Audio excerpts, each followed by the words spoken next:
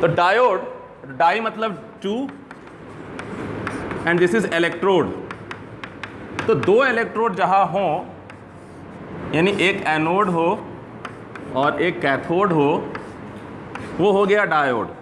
But इसके बीच में हम क्या रखेंगे, इन दो इलेक्ट्रोड्स के बीच में हम क्या रखेंगे, that will decide the type of electronics. अगर इसके बीच में मैंने वैक्यूम रख दिया है,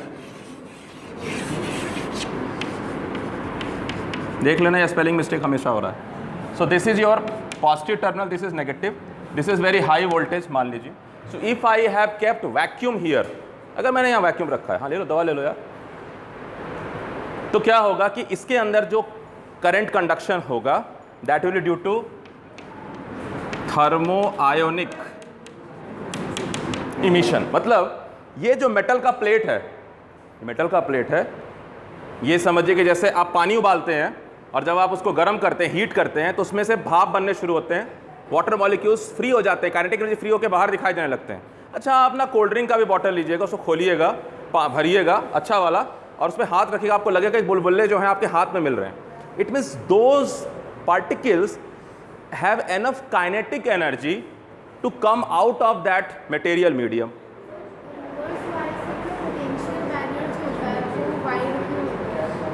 हाँ बताता हूँ, आता हूँ, फिर वहीं पहुँचूँगा।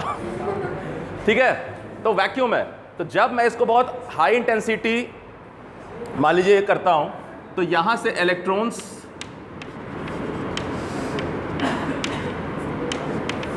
निकल आते हैं, सारे इसके तरफ आने लगते हैं, ये खींच लेता है, ठीक है ना। और धीरे धीरे क्या होता है, इसमें कंडक्शन शुरू हो जाता है। So this is conduction is vacuum tube. तो अगर मैं यहाँ इलेक्ट्रॉनिक्स पढ़ता है, देखो इलेक्ट्रॉनिक्स का मतलब है जहाँ इलेक्ट्रॉन का मूवमेंट्स हो रहा है, वो तो इलेक्ट्रिकल इंजीनियरिंग में भी हो रहा है। तो फ़र्क क्या है, यहाँ इलेक्ट्रॉनिक्स का मतलब है कि इलेक्ट्रॉन का जो मीडियम है वो कंडक्टर नहीं है। अगर कंडक्टर में हो रहा है तो वो इलेक्ट्रिकल इंजीनियरिंग है, अगर सेमीकंडक्टर में हो रहा है, वैक्यूम में हो रहा है, तो वो इलेक्ट्रॉनिक्स। कुछ किताबों में लिखता है इलेक्ट्रॉनिक्स मतलब electron mechanics, but that is limited definition. पहले मुझे अच्छा लगता था, बट उसमें कमी थी कि इलेक्ट्रॉन का मैकेनिक्स नहीं है खाली कि बस उसमें फोर्स लग गया। इलेक्ट्रॉनिक्स का मतलब है कि आप मूवमेंट ऑफ इलेक्ट्रॉन कर रहे हैं, कंट्रोल ऑफ इलेक्ट्रॉन कर रहे हैं, डिज़ाइन ऑफ डिवाइसेस कर रहे हैं, और आप यूज़ कर रहे हैं जो मीडियम है सेमीकंडक्टर, आप यूज़ कर रहे हैं वैक्यूम। ठीक है, तो अगर मैं इसको लूँ तो वो कहलाता था वैक्यूम ट्यूब इलेक्ट्रॉनिक्स।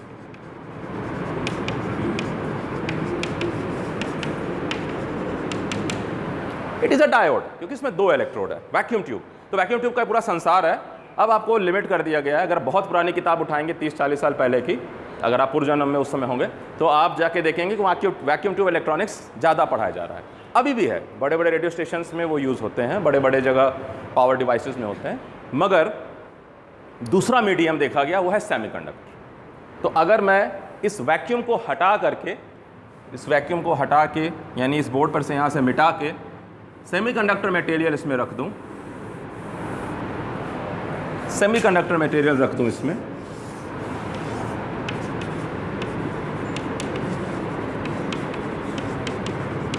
तो बहुत ज़्यादा मूवमेंट, थैंक यू, बहुत ज़्यादा मूवमेंट नहीं होगा, बहुत ज़्यादा मूवमेंट नहीं होगा। यानी semiconductor will behave as insulator at room temperature. But मुझे पता है, मैं जो हूँ वो रसोइया हूँ मटेरियल का, तो मैं नए पकवान बनाऊँगा। मैंने इसको डोपिंग कर दिया, इसको पी टाइप बना दिया, इसको डोपिंग कर दिया,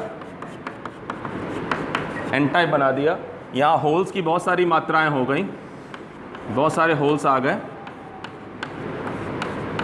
होल्स मतलब वैलेंस इलेक्ट्रॉन का movement, atom to atom, atom to atom, it is just jumping from one atom to another atom. ये काम कंडक्टर में नहीं होता। कंडक्टर को एनर्जी मिलती है, सब के सब फ्री हो जाते हैं।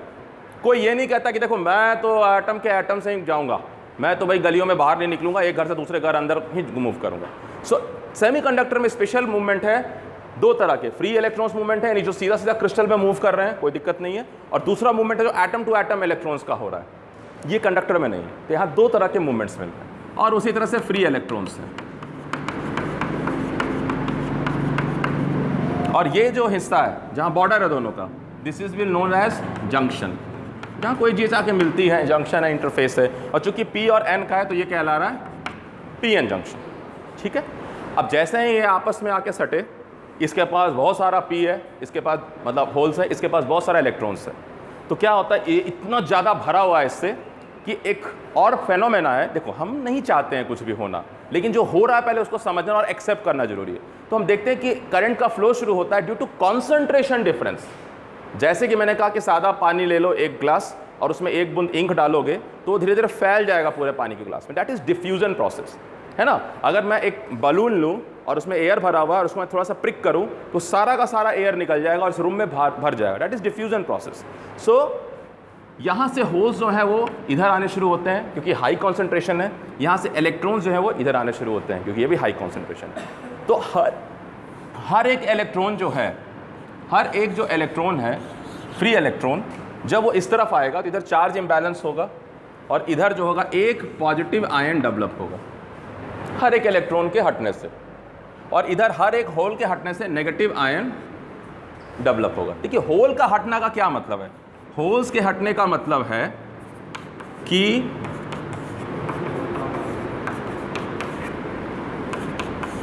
ये जो होल था यहाँ पॉजिटिव सेंटर था चार्ज का, यहाँ कोई इलेक्ट्रॉन आके फिल कर दिया और ये बॉन्ड बन गया। सो इलेक्ट्रॉन के फिल करने से ये नेगेटिवली चार्ज हो गया, ठीक है, सॉरी ये ऐसे है, यहाँ ये खाली था, ये आके बन गया तो ये नेगेटिवली चार्ज हो गया। So with every flow of holes, holes उधर जाने का मतलब है कि उसको इलेक्ट्रॉन मिल गया, तो न्यूट्रल एटम को इलेक्ट्रॉन मिल गया तो वो नेगेटिवली चार्ज हो गया, ठीक है। अब जितने होंगे वहाँ उस दरवाजे पर, उस सबके साथ यही होगा, तो क्या होगा, पॉजिटिव नेगेटिव आयन का पेयर बनेगा, पेयर बनेगा तो ये लोग इलेक्ट्रिक फील्ड डेवलप कर लेगा।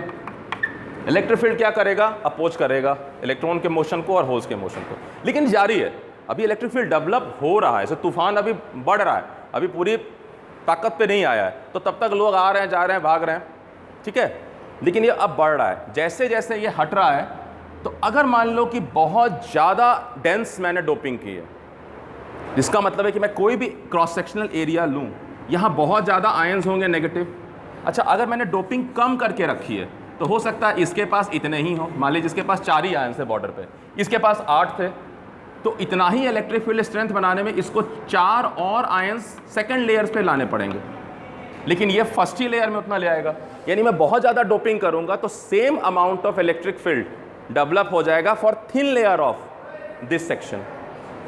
अगर मैं डोपिंग कम करूँगा तो ज़्यादा आयंस जब बनेंगे तब जाके इतना इलेक्ट्रिक फील्ड डेवलप होगा। यानी दीवार वहाँ मोटी होगी, यहाँ दीवार पतली होगी, तो ये लोहे की दीवार है, ये ईंट की है, गारा मिट्टी की दीवार है, तो इसको ज़्यादा मोटा होना पड़ेगा स्ट्रांग होने का, ठीक है। So diode means a device having 2 electrodes, but in between, if there is semiconductor material, it is a semiconductor diode.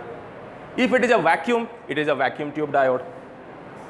Fine, that is. And diode क्या कर रहा है? It allows the flow of current from this to this, but it blocks the current from N to P. Block करता है ना? Majority current जो इधर से इधर जाएगा क्योंकि इसकी जनसंख्या ज़्यादा है, माइनॉरिटी मैंने समझा दिया है, अगर दिक्कत है तो वीडियो दोबारा देखिएगा, ठीक है। सो मेजॉरिटी चार्ज कैरियर को हमारा पर्पस है, हम तो भाई कंडक्शन के लिए यूज़ कर रहे हैं, तो हमने इधर फॉरवर्ड बायस कह दिया और इसलिए हमने इसका शक्ल बना दिया कि देखो जिधर फॉरवर्ड बायस है वो, और कैथोड को आप दिखा दो रिवर्स डायरेक्शन में ऐसे। तो ये कहता है ये एनोड है कैथोड है, लेकिन आप ये सोचो ना, एक आदमी इधर से तो पार हो जाएगा, उधर से आपस आएगा तो देखेगा ओह बड़ी बड़ी दीवार है, मैं उस पार नहीं जा सकता। फाइन, तो इस तरह से तो ये डायोड है, इसको आप ए लिख लोगे, इसको आप के लिख लोगे, फाइन। सो ये डायोड है।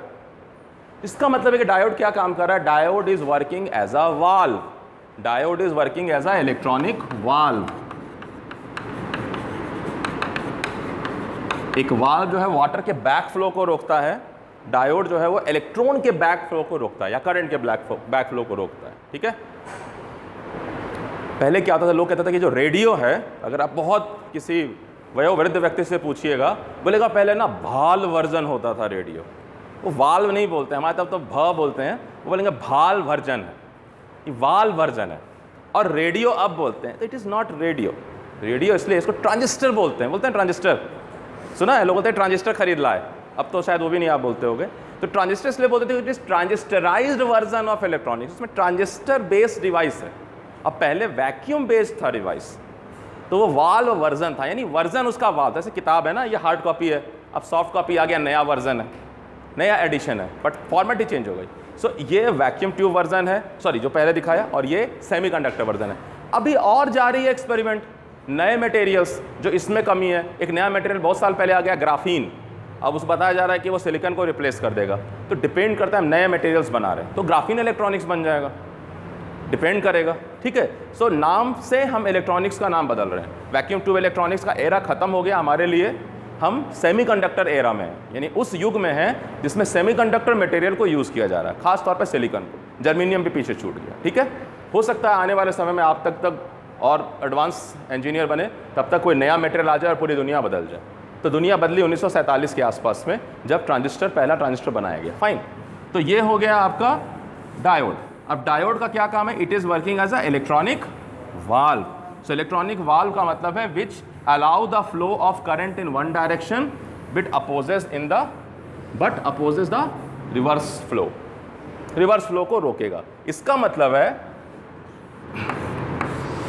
कि एक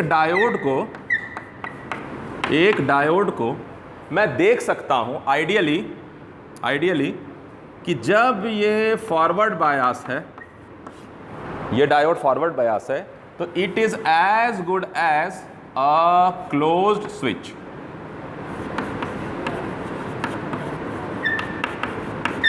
एक स्विच को आप वो कहते हो कि जो विदाउट रेजिस्टेंस है, कोई ड्रॉप नहीं है, प्लेन वायर बन गया। और जब ये रिवर्स्ड बायस है तो it is as good as a open switch. So close switch का मतलब है शॉर्ट सर्किट, है ना, और ओपन स्विच का मतलब है open circuit. This is the model number 1। Model number 1, ये है मॉडल नंबर 1।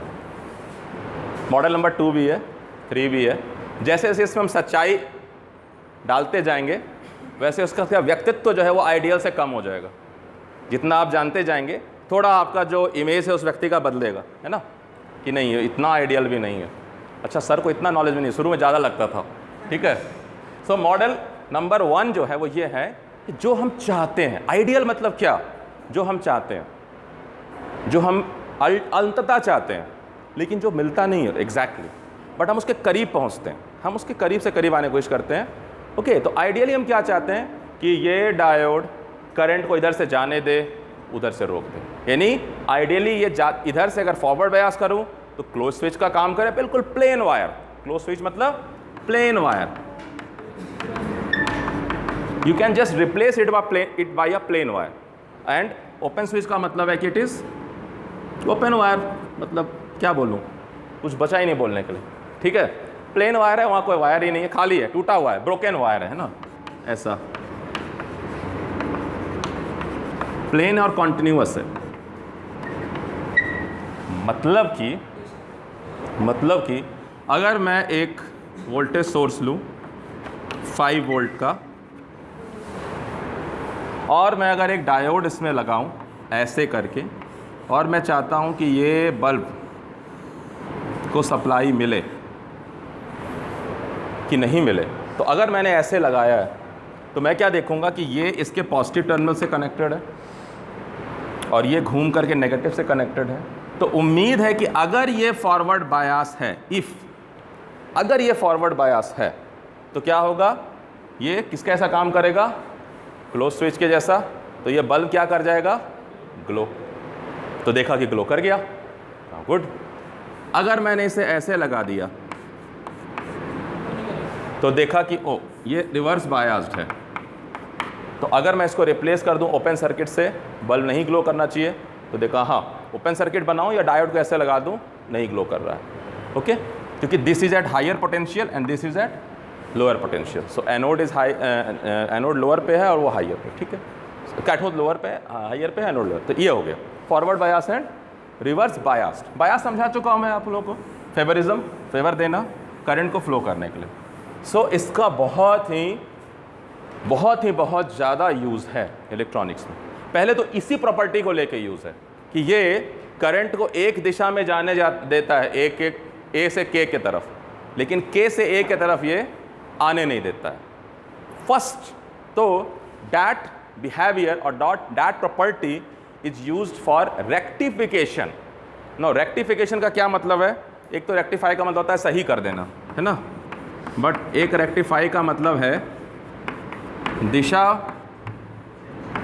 परिवर्तन। ठीक है, दिशा उलट देना, परिवर्तन कर देना, रेक्टिफाई कर देना।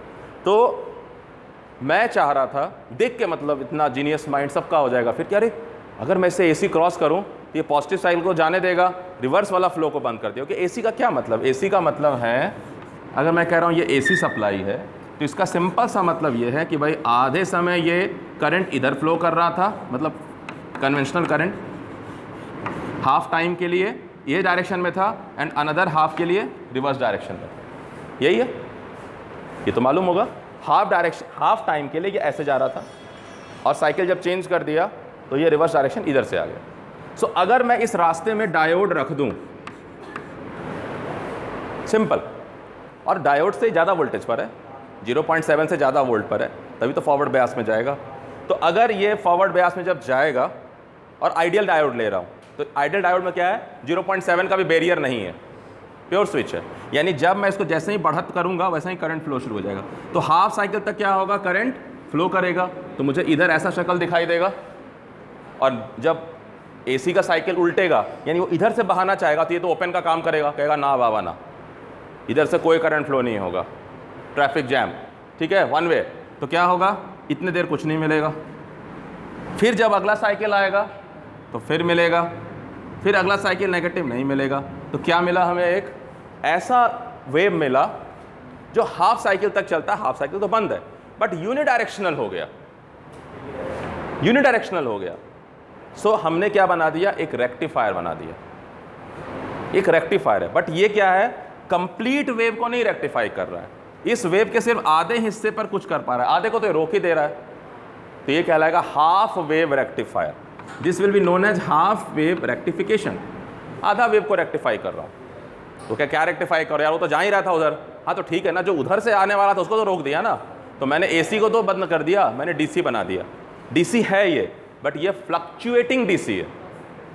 ये डीसी फ्लक्चुएट कर रहा है, ये कांस्टेंट डीसी नहीं है, समझिएगा। डीसी का मतलब कभी भी कांस्टेंट नहीं होता है। DC can be variable, but DC का डायरेक्शन वही रहेगा। मतलब कि अगर कोई आपसे कह दे कि पहचानिए इसमें से कौन कौन से डीसी हैं,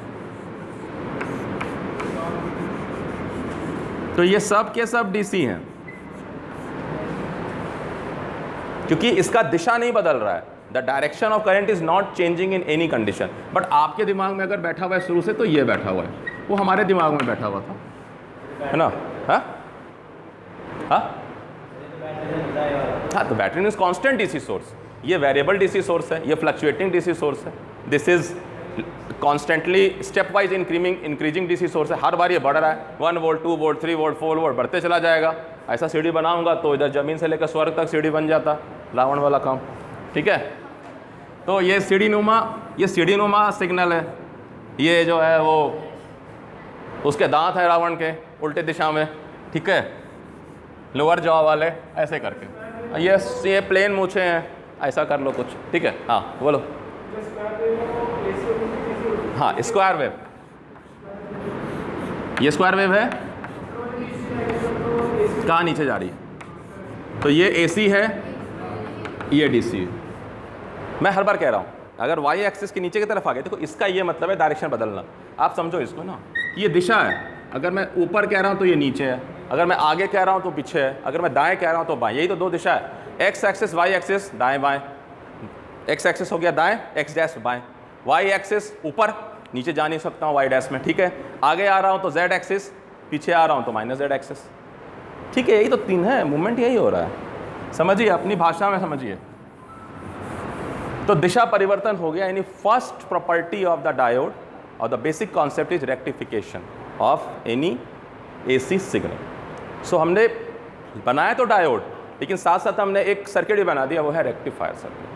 हाफ वेव रेक्टिफायर, क्योंकि आधे वेव को रेक्टिफाई करता है। सो हम और क्यूरियस हो गए कि भाई फुल वेव अगर सारा का सारा जो हम सप्लाई देना चाह रहे हैं सारा का सारा मिले, हाँ कितना आनंद आएगा, ठीक है, अद्भुत है ना। तो डिस्क्रीट वर्ड का मतलब क्या है यहाँ पर? हाँ बट ये डिस्क्रीट भी नहीं है, बट डिस्क्रीट नहीं, discrete is something different. Discrete is this, discrete is this is discrete, this is continuous, there is no signal, this is continuous, okay. Discrete is this, when you will take the sample at particular interval of time, it is a discrete signal. So there is, मैंने आप लोगों को बताया था last year कि discrete और digital में अंतर है, कॉन्टिन्यूअस और एनालॉग में भी अंतर है। देखो ये भी एनालॉग है और ये भी एनालॉग है, बट ये कॉन्टिन्यूअस है और ये डिस्क्रीट है, ठीक है। तो this is analogue, sorry this is continuous signal but this can be analogue. Analogue means कि for a given value of x axis it can take infinite values, but infinite discrete value हो सकता है। तो हम लोग क्या है ना, हम लोग जो किताबें पढ़ रहे हैं उन किताबों में एनालॉग कंटिन्यूअस है, डिस्क्रीट जो है डिजिटल है। और डिजिटल डिस्क्रीट अलग अलग चीज़ है, डिजिटल इज अगेन कंटिन्यूअस, ठीक है, यही तो फ़र्क है। मुझे आज चावला सर मिल गए उधर चाय की दुकान पे, बोले सर आप मूक का कोर्स पढ़ा रहे हैं? मैंने कहा हाँ मूक कहने के लिए। बोले कि इंडियन कॉन्स्टिट्यूशन कौन पढ़ा है? मुझे नहीं मालूम। तो लिंक आता है? मैंने कहा लिंक थोड़ा ही आता है, मैं तो वीडियो बनाता हूँ। बोले वो क्यों? मैंने कहा मुझसे अच्छा कौन है? तो बोले हाँ स्टूडेंट कह रहे थे आपके बारे में कि आप बड़ा अच्छा पढ़ाते हैं। सही बात है, सच बोल रहे थे। हाँ सो अभी हम क्या करते हैं कि ये हो गया आइडिया ऑफ रेक्टिफिकेशन। बट जब आपको कोई एग्ज़ाम में आएगा ना कि describe half wave rectifier with circuit, तो आप लोग क्या करेंगे पता है? आप लोग सबसे पहले एस के सहदेव की किताब उठाएंगे। बोला मालूम हो चुका होगा नाम अभी तक आप लोगों को, एस के सहदेव पढ़ो, एस के सहदेव ML आनंद है ना, और उसमें पूरा वर्णन किया हुआ है, अच्छा से देखा है, पूरा एक पैराग्राफ लिखा हुआ है 1.5 पन्ने का, पूरा भरा हुआ है उसमें, ये होता है वो होता है, और फिर बच्चे वैसे ही पूरा लिख के लाते हैं, ठीक है। बट मेरे आंसर राइटिंग में फ़र्क ये है कि जब मैं फर्स्ट ईयर में था तो मैं कम से कम मिड टर्म एग्ज़ाम में, मतलब सेशनल एग्ज़ाम में भी 2 से 3 सप्लीमेंट्री लेता था अलग से, ठीक है। सब मुझे देखते रहते थे, ऐसे सीनियर भी देखते थे, मेरा दोस्त भी देखता था कि ये तो टॉपर बनने जा रहा है, तो 3-3 पन्ना तो मैं कम से कम लेता था। तो वो यार ये तो टॉपर बनने वाला। अच्छा मेरा दिमाग में टॉपर ऊपर नहीं था, मुझे यार तो लिखना है उतना।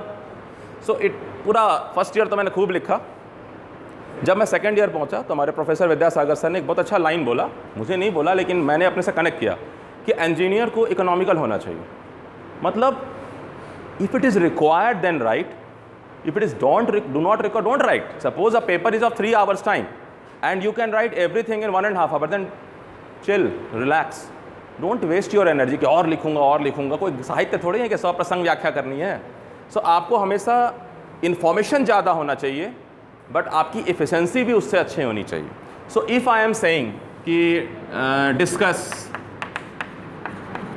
हाफ वेव रेक्टिफायर सर्किट, मैं सिंपल ऐसे लिख रहा हूँ। कोई बोलेगा अच्छा discuss with a suitable diagram वगैरह वगैरह वगैरह रेक्टिफायर सर्किट, तो आपको क्या करना है कि आपको पहले तो आपको एक रेक्टिफायर सर्किट बना देना, ठीक है।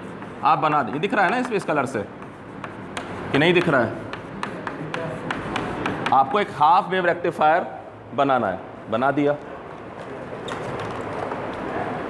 सो आपको क्या करना है? सर्किट बनाना है। तो आप कहेंगे ठीक है, रेक्टिफायर की सर्किट जो है 2 तरह से बना सकते हैं। एक है जो बेसिक आइडिया है, मतलब मैं कह रहा हूँ कि देखो ये जो है AC सप्लाई है, मैंने यहाँ डायोड लगा दिया D1, ऐसे D1 यानी एक डायोड है, और ये मेरा मान लीजिए अगर लोड है, और ये है RL यानी R लोड, और ये AC सप्लाई है, तो भी कोई दिक्कत नहीं है, ठीक है।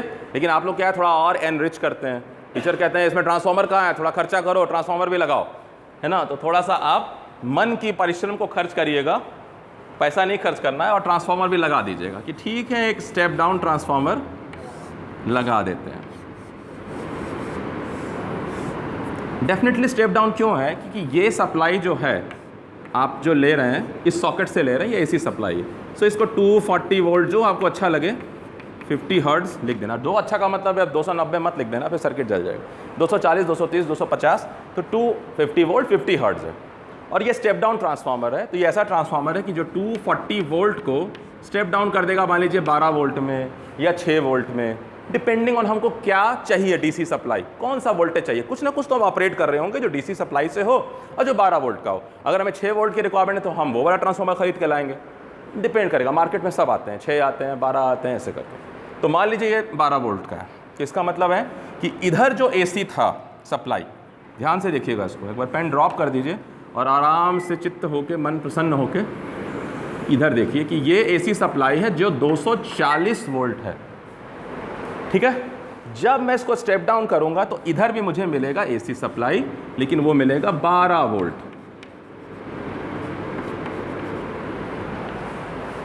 अच्छा, मैं RMS नहीं दिखा रहा हूं, जबकि ये RMS होता है, मैं मैक्सिमम वैल्यू दिखा दे रहा हूं, ये ध्यान रखिएगा, ठीक है। मैं इधर RMS वगैरह पर नहीं बोल रहा हूं, क्योंकि इतना डिटेल आपको नहीं जानना है मैथमेटिक्स में, आपको कोर मैटर समझाना है। सो ये क्या हो गया, ये स्टेप डाउन हो गया, ठीक है। तो डायोड ने पूछा, नन्हे मुन्ने बच्चे तेरी मुट्ठी में क्या है ना, छोटा हो गया एकदम बिल्कुल। सो अब ये तो 12 वोल्ट है, और डायोड मैं ले रहा हूं अगर आइडियल डायोड, मैं कौन सा डायोड ले रहा हूं। तो जब मुझे ये जानना है कि डायोड फॉरवर्ड बायस है या रिवर्स बायस है, तो तरीका ये है कि आप उस डायोड के जगह एक रजिस्टर रख दीजिए सुटेबल वैल्यू का, बहुत कम वैल्यू का, और देखिए कि करंट किधर फ्लो करेगा उस सर्किट में। तो अगर मैं इसको हटा के एक छोटा सा रजिस्टर रख दूं जिससे बहुत कम वैल्यू का है, तो करंट किधर फ्लो करेगा, पहली साइकिल में ऐसे, और दूसरी साइकिल में ये मैं रख रहा हूँ फर्स्ट साइकिल, अभी आया नहीं है, इधर फर्स्ट साइकिल है, करंट ऐसे फ्लो कर गया। और जब सेकंड साइकिल होगा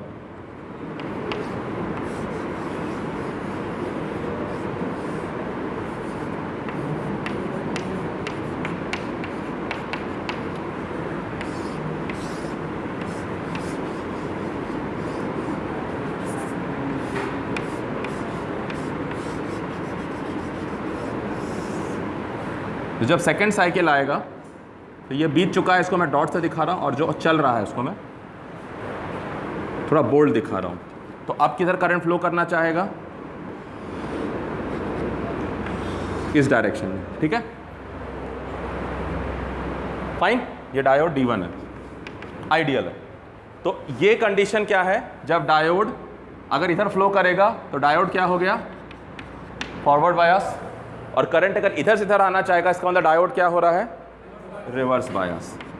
क्योंकि देखिए इस कंडीशन में इसका मतलब है this source is equivalent to this, थोड़ी देर के लिए वेरिएबल दिस, और इसमें ये इक्विवेलेंट टू दिस है, क्योंकि 0 से 12 वोल्ट तक बढ़ेगा फिर घटेगा भी। तो 0 से 12 वोल्ट तक बढ़ेगा फिर घटेगा, तब तक ये फॉरवर्ड बायस रहेगा। इसमें 0 से 12 वोल्ट तक बढ़ेगा और घटेगा, तब तक ये रिवर्स बायस रहेगा। इसका मतलब है कि इतने देर के लिए this circuit will be working as a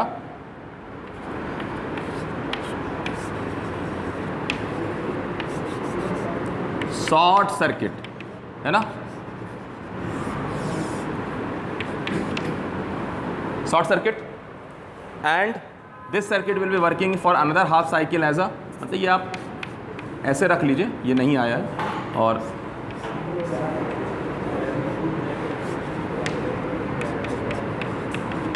open circuit, are load लिखना था, आर लोड,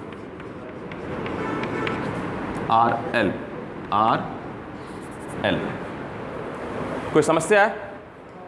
देखिए हम लोग जो है ना, जब इलेक्ट्रॉनिक्स पढ़िए तो आप बन जाइए ऑर्थोपेडिक, जो डॉक्टर होता है ना, वो हड्डी वाला, वो क्या करता है, किसी का भी कुछ परेशान हो जाए क्या देख करता है, एक्सरे देखता है। तो ये एक्सरे है, एक्सरे मतलब अंदर में क्या हो रहा है, बाहर से तो डायोड ऐसे ही दिख रहा है, डायोड, अंदर में क्या हो रहा है, इस समय प्लेन वायर, यहाँ क्या हो रहा है, ओपन सर्किट।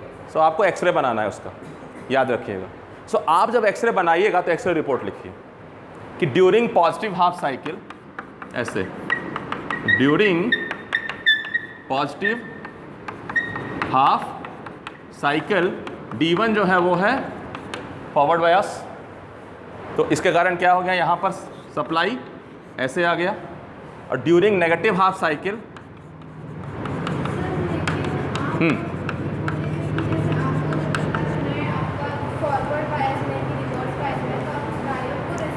तो मेंटली रजिस्टर रख लीजिए, मेंटली रखिए, क्योंकि यहाँ जगह कम है, उधर के बाद उधर जंप करना पड़ेगा। तो मैंने मन में रख लिया कि यहाँ मैं अगर रजिस्टर रखूँ, बहुत कम वैल्यू का रखिए। हाँ बोलिए। हम जानना चाहते हैं करंट की दिशा क्या है, क्योंकि करंट की दिशा अगर टेंडेंसी इधर है तो ये मदद करेगा। यहाँ तो बता देंगे आप, लेकिन जब मैं और कॉम्प्लेक्स सर्किट दूंगा तो वहाँ नहीं बता पाएंगे।